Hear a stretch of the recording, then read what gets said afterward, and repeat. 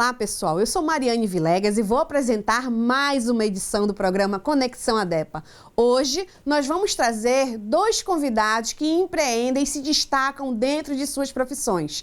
Antônio Cebolão e Rita Noronha. E vamos dar continuidade ao quadro Conexão ADEPA pelo Pará, com o empresário Javier Vilegas trazendo notícias e conteúdos exclusivos de suas viagens a negócios pelo estado do Pará. Acompanhem!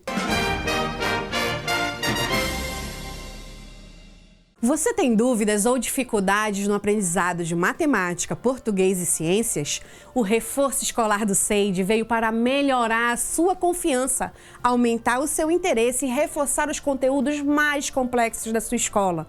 São aulas presenciais que a equipe do SEID leva até o seu condomínio, com os melhores preços e muita qualidade. Muito mais do que as aulas particulares. O reforço escolar do SEID é a garantia do aprendizado para a vida toda.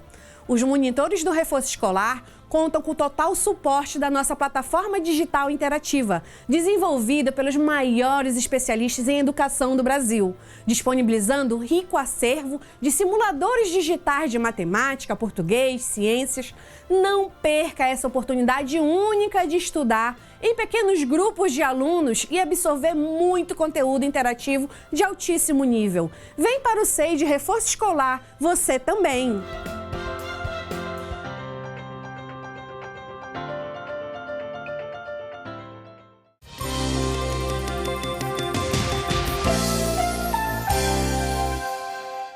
O nosso primeiro convidado do dia é o nutricionista Antônio Cebolão. Ele é formado em nutrição pela UNAMA e em educação física pela Unopar, com certificação CrossFit Level 1 e especialização em personal trainer pela National Academy of Sport Medicine, nos Estados Unidos. Acompanhem com a gente!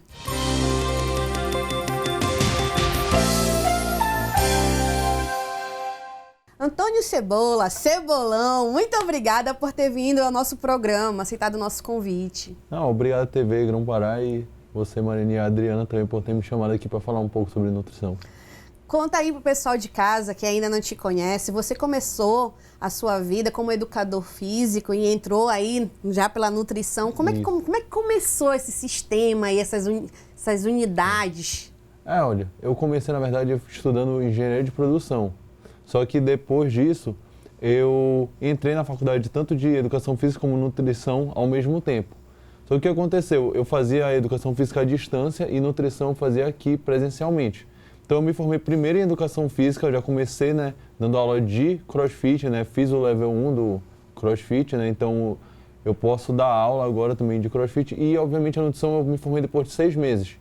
E vendo como estava a tendência do mercado, eu decidi focar mais na parte nutricional. Mas eu ainda tive alguns alunos de personal depois que eu fiquei formado nas duas profissões. Que bacana. Agora conta também pro pessoal de casa, essas duas áreas, elas se complementam. Mas qual é a experiência que tu tens na parte de educação física que tu trouxestes para a tua vida nessa caminhada de nutrição? Olha, a minha vida toda eu fiz esporte, Eu fiz basquete, tênis, joguei futebol. E obviamente que depois dos 18 anos eu comecei a ir à academia. Então, na academia, eu ouvia muito sobre suplemento, sobre treinamento, sobre quais são os melhores treinos para fazer, para emagrecimento, para hipertrofia.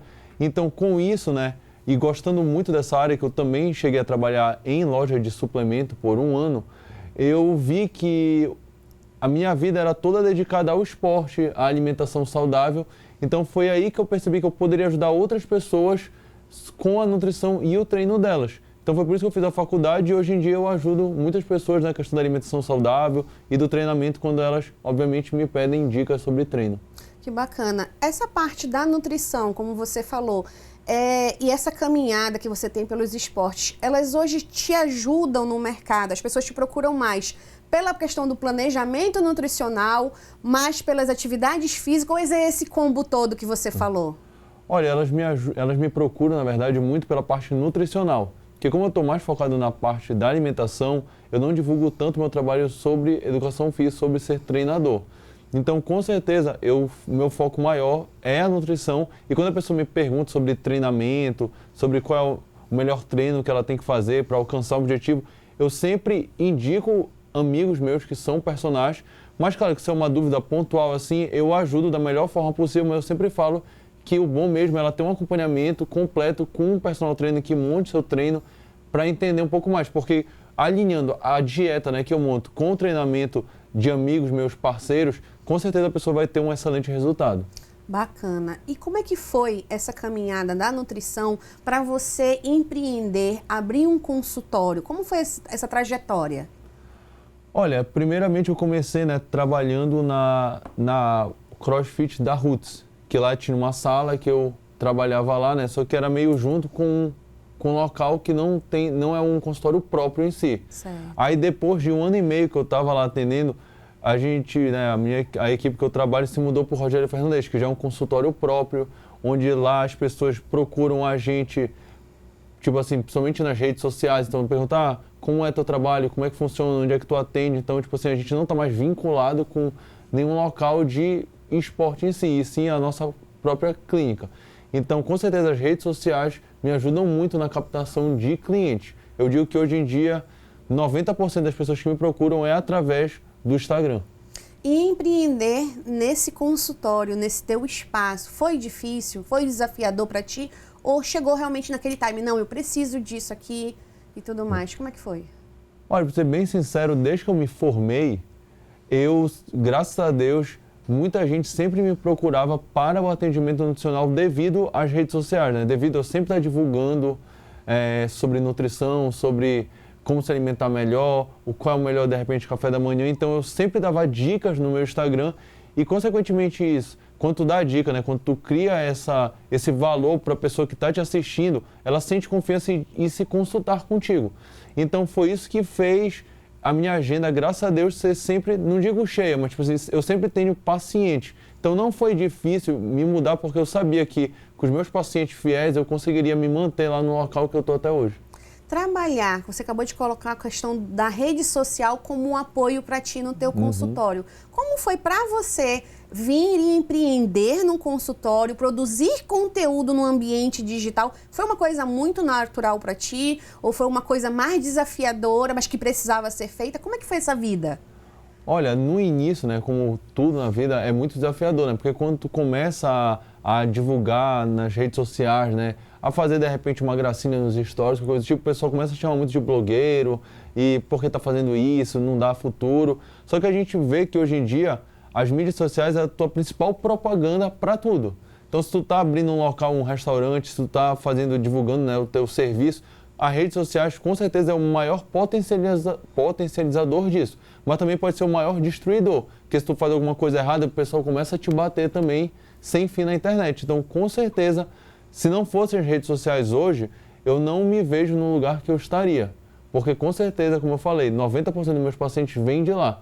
E querendo ou não, quando tu ajuda uma pessoa, quando te chama no direct, quando a pessoa te manda uma mensagem, tu responde, tu já cria aquele vínculo com ela. Então, se a pessoa ela tira o tempo dela para te assistir, para tirar uma dúvida contigo, com certeza ela vai querer se consultar contigo quando ela tem essa oportunidade.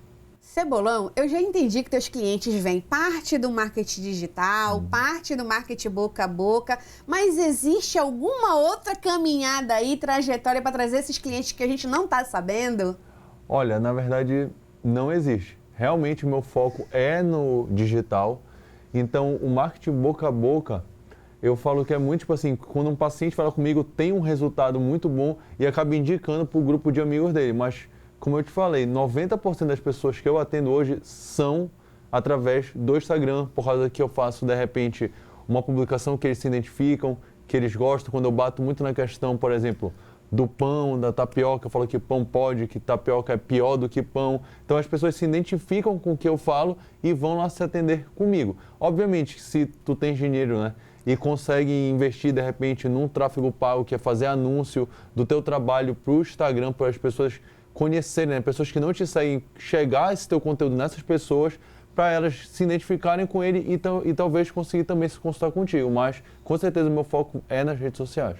Bacana. E eu já andei namorando pelo teu perfil, adorei a bandeirinha do pão, que eu sou dessas pessoas que um pãozinho sempre faz uma felicidade, é bom, né? O pão é bom. Mas o teu conteúdo ele é muito leve, é muito gostoso, de fato, da gente estar consumindo ali no Instagram.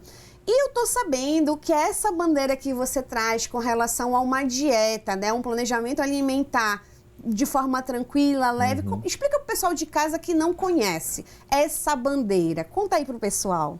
Olha, o que eu sempre falo para as pessoas é, o que engorda não é o que tu comes, porque tu pode comer de tudo, e sim a quantidade que tu estás comendo aquilo. Então, quando eu falo que pão pode, farofa pode, arroz pode, feijão pode, tipo assim, todos os alimentos podem, não falando que você pode comer à vontade. Mas sim, se você souber a quantidade que você está comendo, quando eu coloco lá na tua alimentação e tu respeitar aquela quantidade, tu vai poder continuar comendo, né? Teu pão, tua farofa, até teu chocolate e emagrecer. Mas claro que o ideal é tu ter uma alimentação saudável, na quantidade certa, com os alimentos que tu mais gosta. Obviamente que a gente vai precisar tirar um ou outro, né? Porque tu vai poder comer só besteira todo dia, mas tem que ser combinado com a atividade física. O que eu sempre falo, que o pilar no emagrecimento saudável, assim, sustentável é uma alimentação adequada, mesmo que não seja 100% de comida saudável, mas tipo assim, que tu faça mais dias bons do que dias ruins.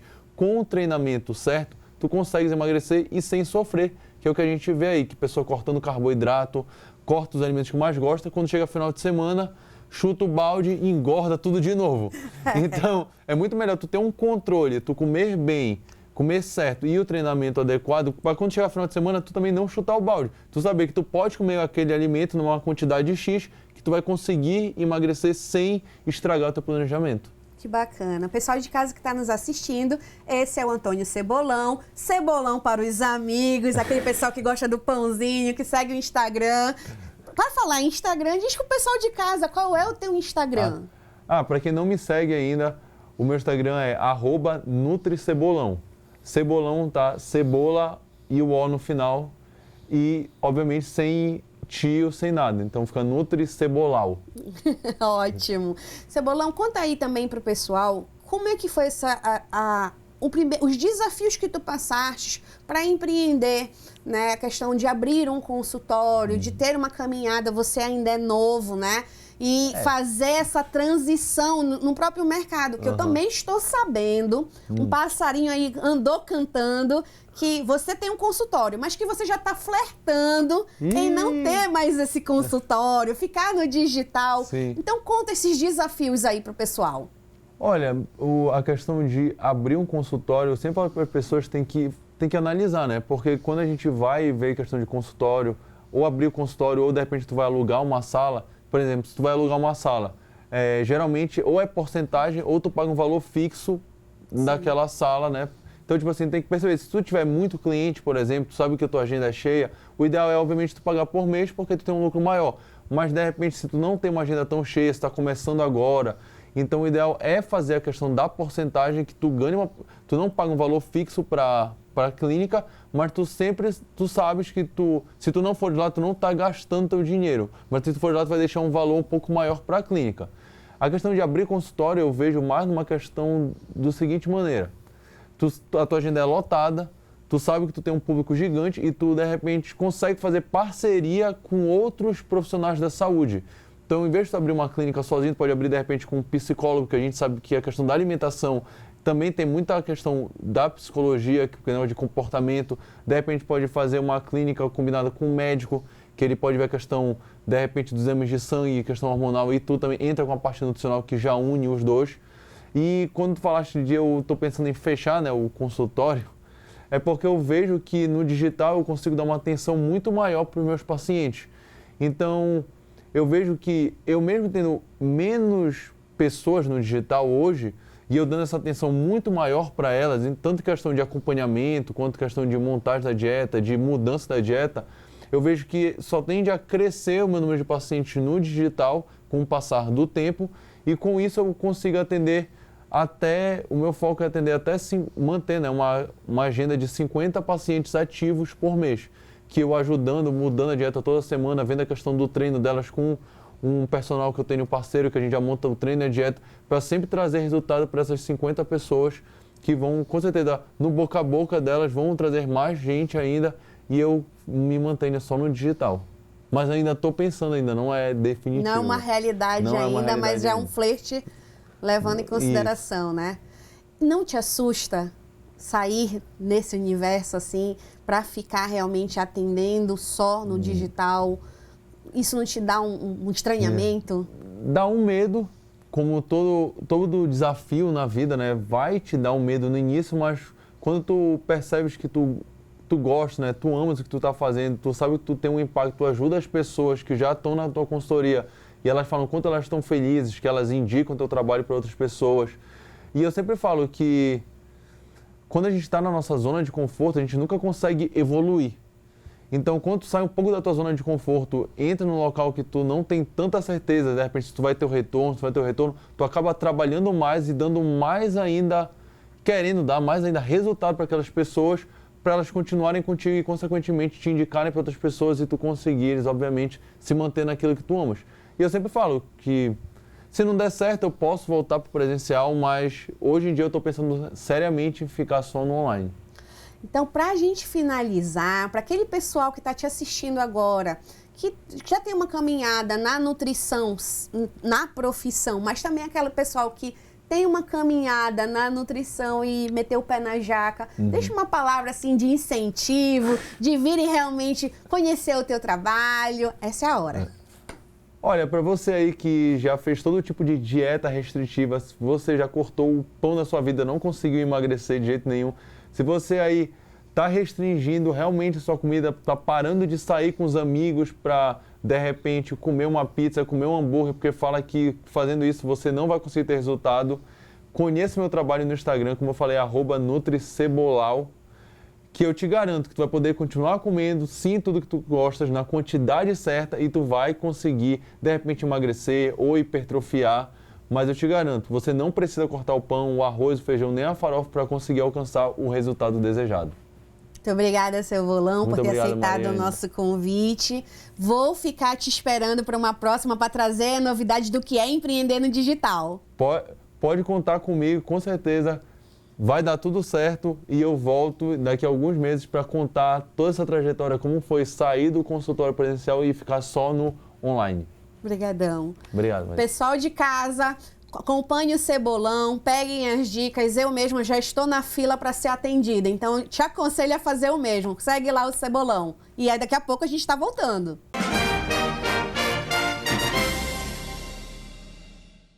Olá, pessoal! O meu nome é Mariane Vilegas. Eu sou comunicóloga e empreendedora e estou à frente dos projetos da ADEPA. Vocês conhecem a ADEPA? Sabem o que nós fazemos? Nós somos uma sociedade civil empresarial, filantrópica e cultural e temos a pretensão de construir um novo capítulo na história do desenvolvimento do estado do Pará. Juntamente com empresários renomados, a ADEPA pretende mudar o cenário socioeconômico do nosso estado, unindo forças, se ajudando, gerando emprego e renda na região. Na prática, nós fazemos projetos de desenvolvimento nas mais diversas áreas e oferecemos amparo aos empresários que precisam de assessoria nos seus negócios, traçando planos para alcançar melhores condições no mercado. Aqui, os empreendedores recebem assessoria de fato. Nós buscamos oferecer consultoria, orientação técnica, captação de recursos, articulação política, promover seminários, debates, cursos, encontros e outras iniciativas para formular e sistematizar as propostas que atendam à necessidade do empresário. Seja um associado da ADEPA, venha conhecer os nossos projetos e fazer parte dessa iniciativa em prol de um futuro promissor para o Estado. Os empresários unidos podem fazer muito pelo Pará.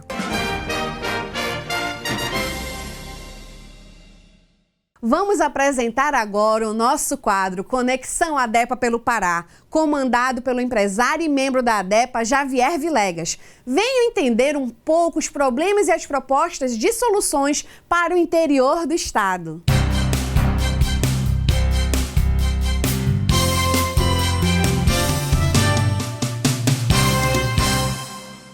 Olá, pessoal. Estamos aqui mais uma vez trazendo notícias sobre as viagens que nós fizemos na região nesse interior do estado do Pará. Bom, o que a gente tem observado nessas viagens, realmente o conhecimento é uma das grandes produções que o estado detém. Estamos falando sobre as cadeias produtivas.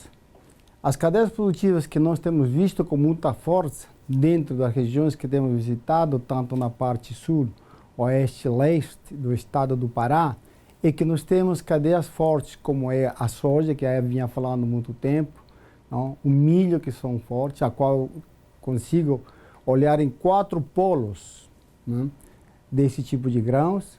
Temos o cupuaçu, o cacau, melhor. Temos o açaí, que é uma força. E uma outra que me chamou a atenção é o lado do turismo, principalmente na região onde os municípios que são banhados pela grande quantidade de rios. Chamou a importância disso porque temos vistas da natureza, temos as imensidões de água que existem nesses rios, temos visto as grandes plantações de açaí nativo que existem nas beiras de todos esses rios, temos visto a força do açaí, temos visto a força do cupuaçu, né? Temos visto a força do cacau, que são cadeias importantes, produtivas, né, que realmente podem fomentar a economia do estado.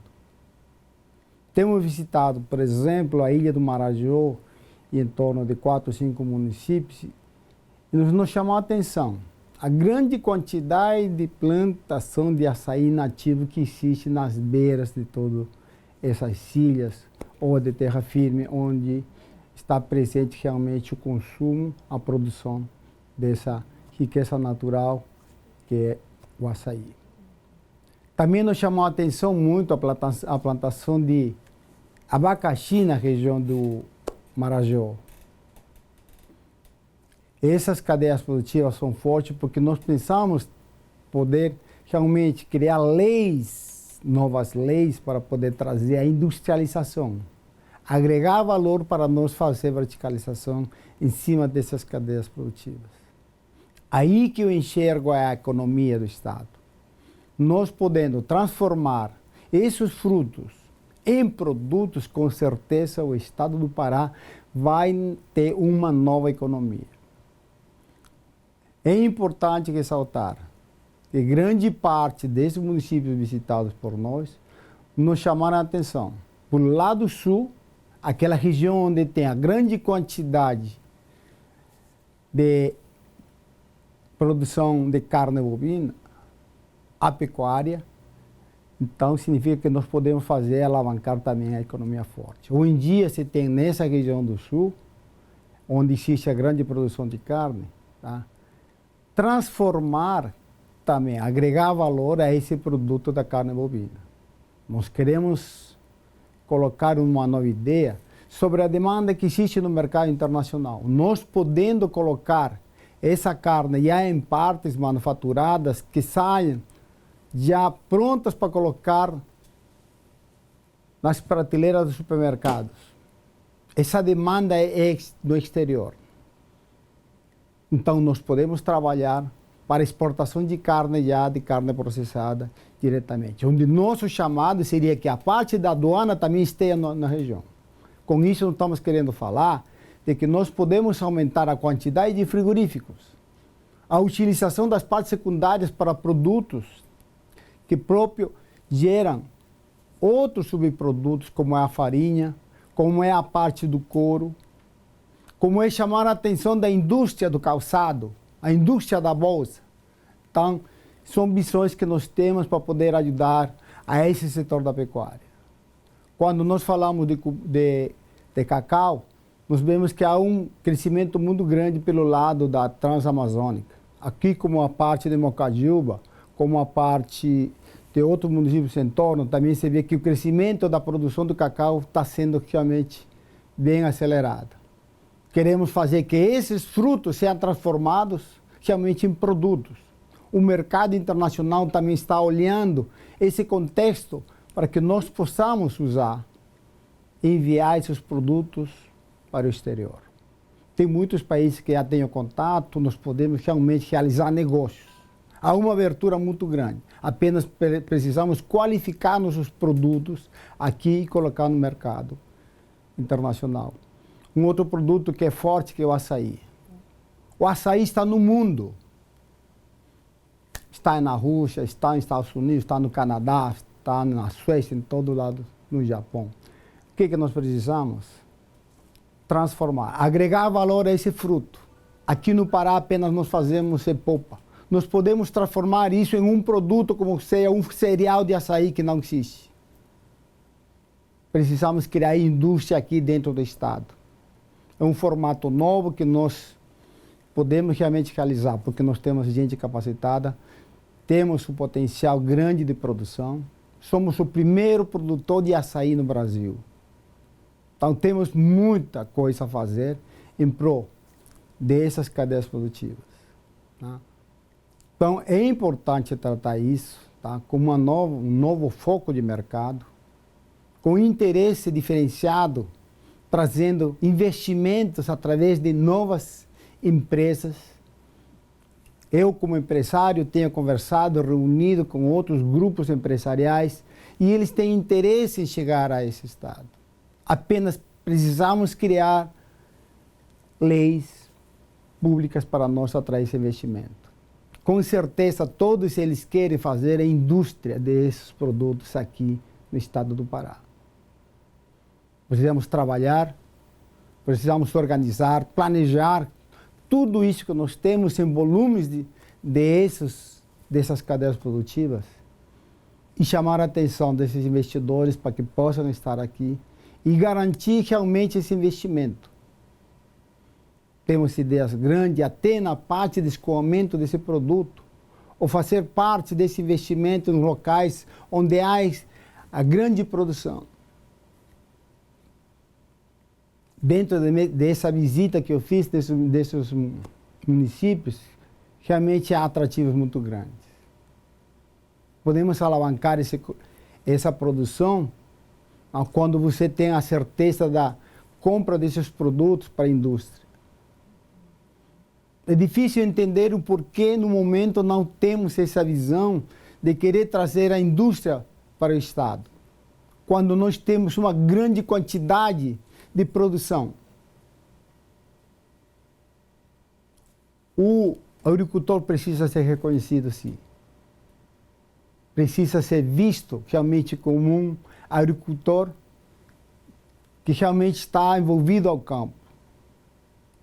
A produção que nós temos, por exemplo, do açaí, é nativa. Nós precisamos alavancar, que fazendo o crescimento, o envolvimento, a plantação nova desse fruto. É incrível. Eu estive na região lá de Mocajuba. Numa passagem, nós temos visto 4 caminhões carregando ao mesmo tempo esse fruto, com a quantidade de gente, quantidade de cestas carregadas de fruto de açaí. Todo dia é isso. Claro que está começando agora a safra, mas eu não duvido que isso pode ser trabalhado durante 6 meses de produção. Um dos momentos que eles falam é que realmente são 6 meses e 5 meses somente paralisados. Mas nós podemos utilizar outras técnicas para nós realmente retrasar ou utilizar as partes mais altas para dar essa produção. Tem um custo maior, mas tem uma produção durante o ano. Isso poderia ser uma forma, uma alternativa de como nós fazer com que todo ano tenhamos produção de açaí. Isso está em nossas mãos. Isso depende realmente de políticas novas, de incentivos que o agricultor pode fazer. Queremos ter certeza de que realmente o Pará tem riqueza natural e a gente tem que saber aproveitar. Contamos com essas ideias, esperamos que isso aí realmente chame a atenção da gestão ou de investidores ou empresários. Eu faço a minha parte e carrego com vocês toda a informação que a gente colhe dentro do campo. Você tem dúvidas ou dificuldades no aprendizado de matemática, português e ciências? O Reforço Escolar do SEID veio para melhorar a sua confiança, aumentar o seu interesse e reforçar os conteúdos mais complexos da sua escola. São aulas presenciais que a equipe do SEID leva até o seu condomínio, com os melhores preços e muita qualidade. Muito mais do que as aulas particulares. O Reforço Escolar do SEID é a garantia do aprendizado para a vida toda. Os monitores do Reforço Escolar contam com o total suporte da nossa plataforma digital interativa, desenvolvida pelos maiores especialistas em educação do Brasil, disponibilizando um rico acervo de simuladores digitais de matemática, português, ciências. Não perca essa oportunidade única de estudar em pequenos grupos de alunos e absorver muito conteúdo interativo de altíssimo nível. Vem para o SEI de Reforço Escolar, você também!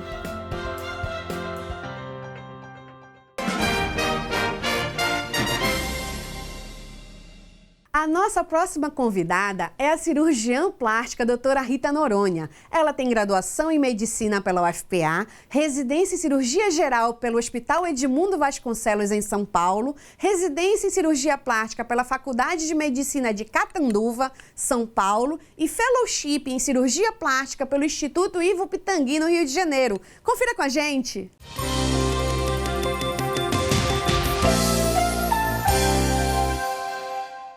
Doutora Rita, seja muito bem-vinda ao nosso programa Conexão ADEPA. Seja muito bem-vinda. Mariane, muito obrigada pelo convite. É um prazer estar aqui, poder dividir um pouquinho da minha trajetória e caminhada com seus telespectadores. Então vamos logo para esse jogo aqui. Doutora, quando foi que você decidiu que seria cirurgiã plástica?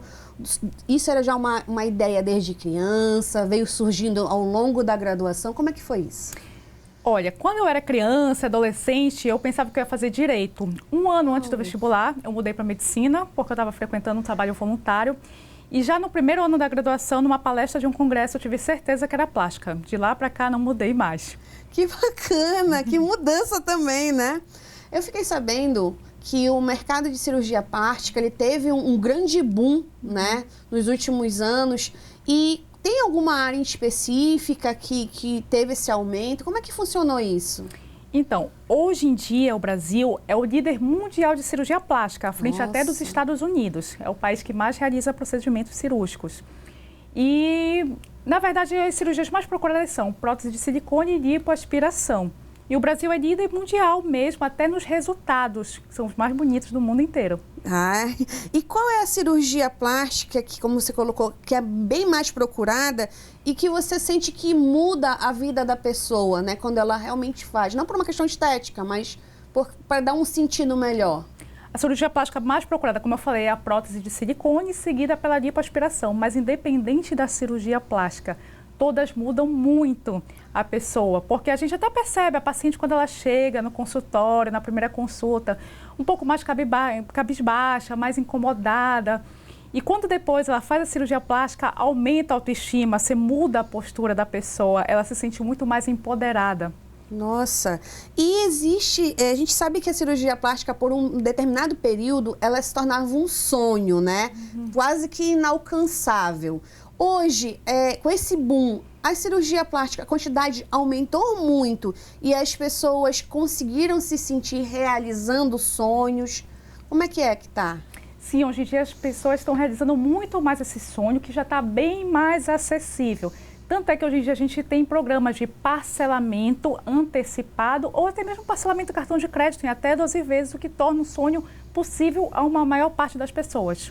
Certo. E eu gostaria de saber se você encontrou dificuldades dentro desse mercado, né, que até então a gente tinha um conhecimento que os grandes nomes eram masculinos, né? Você encontrou dificuldade em se estabelecer no mercado, em ser essa pessoa forte, né? Hoje aqui no mercado em Belém, como é que foi isso? Olha, é um pouquinho mais difícil mesmo ser mulher nesse meio, mas também tem as suas vantagens. No início eu achava que realmente tinha uma certa procura maior pelos homens, mas um outro público que são as mulheres que se sentem mais confiantes de estarem diante de uma outra mulher e maridos e namorados ciumentos que não querem que a sua companheira esteja sendo submetida a uma cirurgia plástica por um homem. Nossa, interessante isso, né? Realmente eu não tinha essa informação. Demorou quanto tempo para você se consolidar nesse mercado aqui em Belém? Como cirurgiã, com esse nome de referência realmente aqui no mercado? Olha, os primeiros 2 anos e meio foram bastante complicados. Você chega, independente do que você tem de residência, especialização, ninguém conhece você. Até você começar a operar, ter bons resultados, as pessoas confiarem, foram mais ou menos uns 2 anos e meio a 4 anos. Nossa, foi uma baita caminhada, É uma caminhada. né? Gente, e a gente sabe que existem pacientes hoje que chegam no seu consultório, né, pensando em uma determinada área e acabam entendendo através do seu olhar clínico ali que não é aquele momento para aquela pessoa e tudo mais. Como é que trabalha todo esse emocional, essa construção até chegar a hora da cirurgia? Bom, primeiro eu tento conversar bastante com os pacientes para tentar entender qual foi a real motivação da cirurgia e principalmente se é um desejo da pessoa, porque se for um desejo de terceiro, eu já aconselho a não fazer a cirurgia.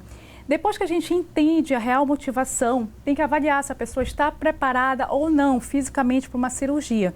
E aí a gente vai acompanhando com exames pré-operatórios para ver se está tudo bem e se pode realizar a cirurgia. Existem cirurgias, por exemplo, assim, pessoas que já chegaram, doutor, eu quero fazer abdominoplastia, né? Silicone, tudo ao mesmo tempo. A senhora consegue fazer todas essas cirurgias? Tem parceiros, uma equipe que está ali para orquestrar? Como é que funciona tudo? Dá para fazer tudo ao mesmo tempo? Olha, é super comum. Até brinco com as pacientes que eu falo, olha, a cirurgia plástica não é algo na prateleira que você vai pegando o que você quer e faz. Até porque a gente tem que ter segurança. Então, uma cirurgia plástica a gente tende a fazer, no máximo, uma duração de 6 a 8 horas. Normalmente, eu não indico mais do que 2 cirurgias plásticas no mesmo dia. Sim. Ainda que eu tenha uma equipe maior, ainda que eu tenha um cirurgião plástico auxiliar. Mas o meu limite, não que seja contraindicado, mas eu não aconselho a fazer uma cirurgia que seja combinada com muitas outras cirurgias. Entendi. E, doutora Rita, hoje, na sua rede social, qual foi o grande peso que lhe ajudou, assim, no peso que eu lhe digo assim, lhe ajudou no seu trabalho, na sua divulgação? Existe esse peso? Foi mais marketing boca a boca? Foi um marketing digital que aumentou a sua clientela?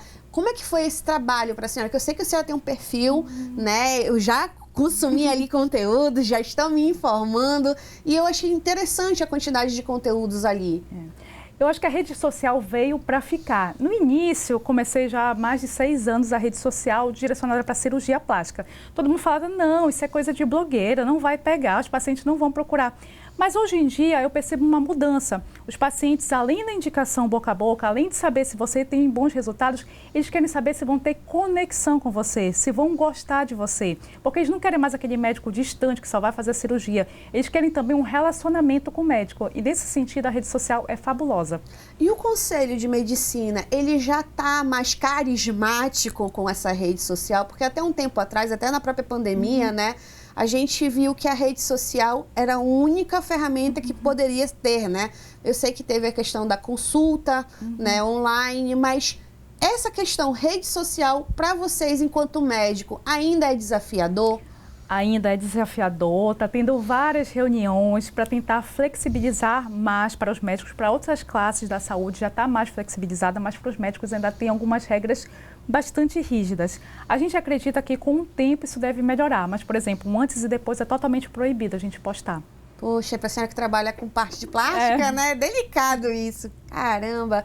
Doutora, já que eu toquei no assunto de pandemia, a pandemia, quando aconteceu, a gente já está saindo desse cenário, né? Mas quando aconteceu o auge da pandemia, o que isso lhe trouxe de desafiador na sua área? No auge da pandemia mesmo, eu fiquei sem operar, sem consultar, até porque a cirurgia plástica, ela é uma cirurgia eletiva que você pode operar, não uma cirurgia de urgência. Então, ficou paralisado.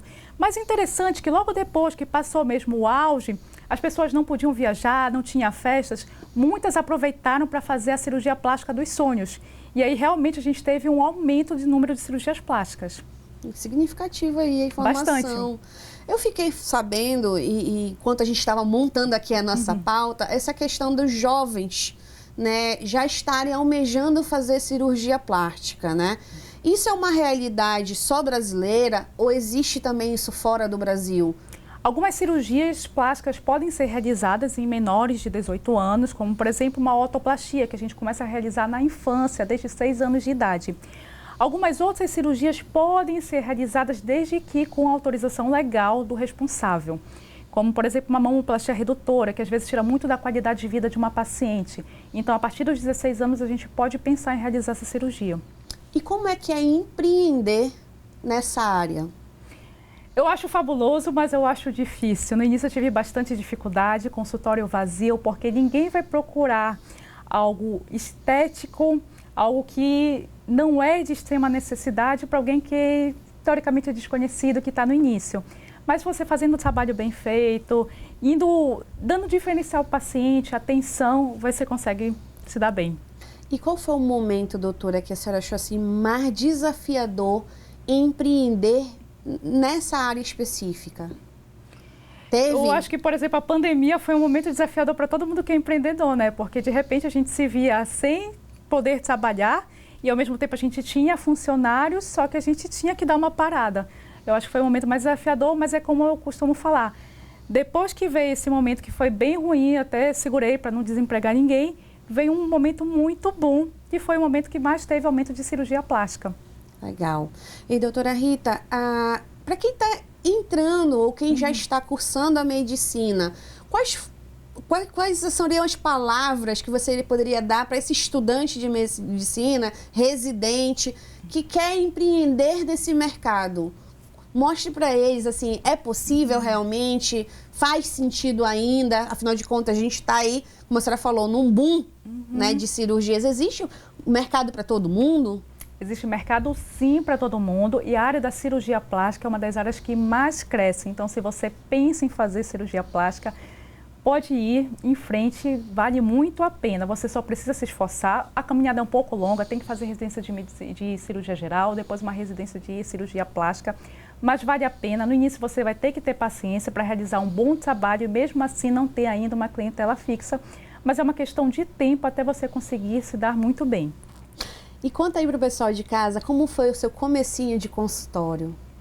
Meu comecinho de consultório, acho que os primeiros dias eu quase não tinha paciente. Eu me lembro muito bem, nos meus primeiros dias de consultório, eu cheguei, arrumei todo o consultório, a sala, levei bolo para a paciente desmarcou. Fiquei sozinha, mas é assim mesmo. Depois de um tempo você vai vendo, as pacientes vão surgindo, vão conhecendo você e vão cada vez mais confiando em você.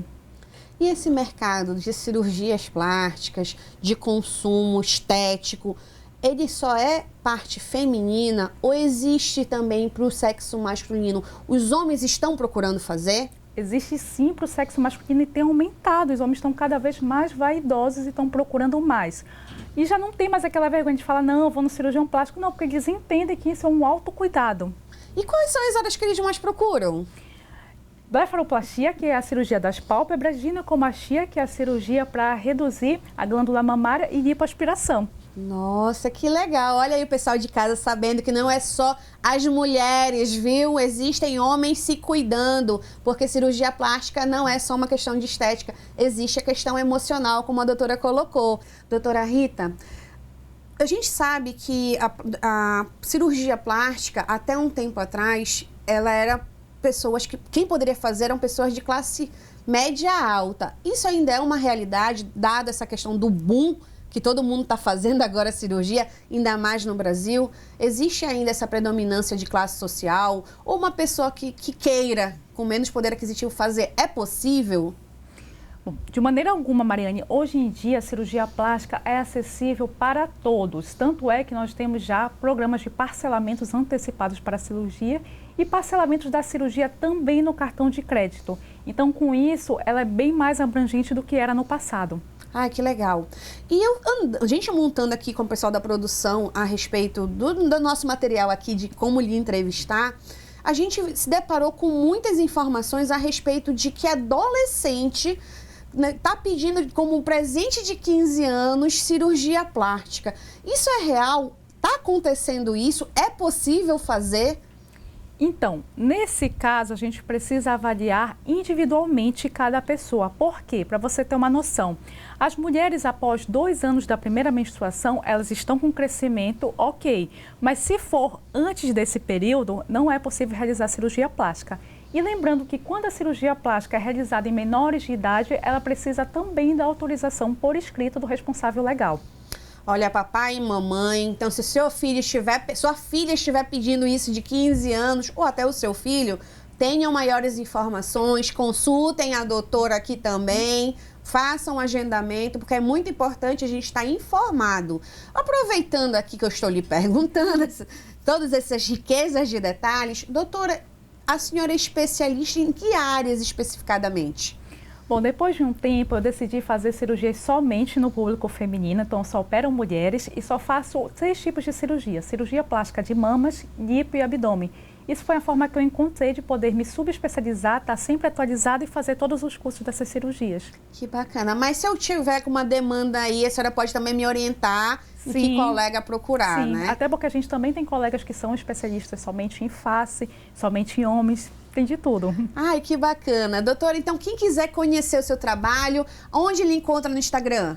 No Instagram, doutora Rita Noronha. Eu apareço lá todos os dias e vai ser um prazer encontrar vocês. Lá tem um número de WhatsApp que a gente possa estar entrando em contato? Tem sim, WhatsApp, endereço. Show de bola. Então, gente, quem quiser mais informações a respeito do trabalho da doutora Rita, vão no Instagram dela, conheçam o trabalho, agendem uma consulta, se informem que isso é o principal hoje dentro desse mercado, é informação, não caiam no charlatanismo, tá? Que isso é muito importante. E doutora Rita, muito obrigada por ter aceito o nosso convite em participar do nosso programa Conexão ADEPA. Eu que agradeço pelo convite, Mariane. Muito bom trazer informações sobre cirurgia plástica para você e todos os seus telespectadores. Muito obrigada.